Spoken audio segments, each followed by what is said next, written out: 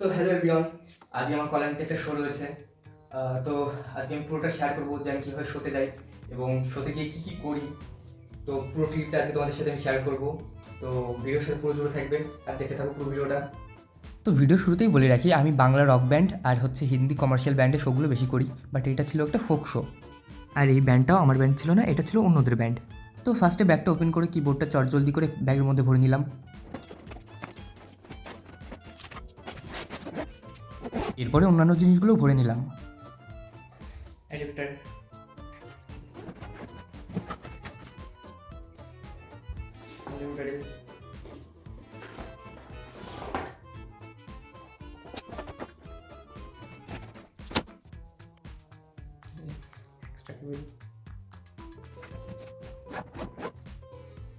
এরপরে একটা জ্যাকেট আর কিছু প্রয়োজনীয় জিনিস একটা ব্যাগে ভরে নিচ্ছিলাম।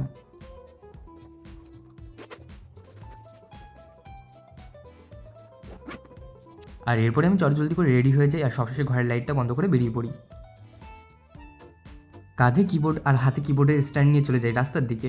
ফার্স্টে একটা টোটোতে উঠে পড়ি, কারণ ওরা আমাকে কিছুটা সামনে থেকে রিসিভ করবে। আর ব্যান্ডের বাকি সবাই যতক্ষণ আসছিলাম ততক্ষণ একটা চায়ের দোকানে বসে চা খাচ্ছিলাম আর ওদের জন্য ওয়েট করছিলাম। তারপরে সবাই চলে আসে আর আমি উঠে পড়ি গাড়িতে। তো গাড়িতে উঠে অন্ধকারে কারণ কি তোমাদের দেখাতে পাচ্ছিলাম না, আমার মুখও দেখাতে পাচ্ছিলাম না, এমনকি আমি নিজেও কাউকে দেখতে পাচ্ছিলাম না। তারপরে গাড়ি চলতে না চলতেই শুরু হয়ে যায় সকলের সেলফি ভিডিও।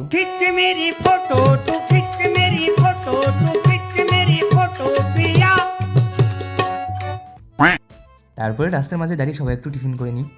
তারপরে বেশ কিছুক্ষণ গাড়ি চলার পর আমরা পৌঁছে যাই আমাদের স্পটে। আর জায়গাটা ছিল একদম পুরো গ্রামের মধ্যে। এরপরে আমরা ভিতরে ঢুকে পড়ি এবং সবাইকে বসার জন্য একটা জায়গা দেওয়া হয় এবং সবাই রেস্ট নিচ্ছিল সেখানে। কিবোর্ডটাকে সাইডে রেখে আমিও বসে পড়ি, যেহেতু অনেকক্ষণ গাড়ির মধ্যে ছিলাম তাই অনেকটা টায়ার্ড হয়ে পড়েছিলাম। এরপর একটা হালকা পাতলা টিফিন দিয়ে দেয়, চপ সিঙ্গাড়া পেঁয়াজি সব।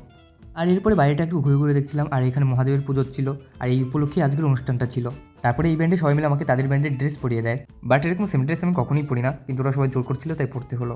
এরপরে সকলে স্টেজে উঠে আমরা যার যার ইনস্ট্রুমেন্ট সকলে সেট আপ করে নিচ্ছিলাম। তারপরে সবাই সাউন্ড চেক করে নিচ্ছিলাম। তারপরে অনুষ্ঠান শুরু হয়ে যায়।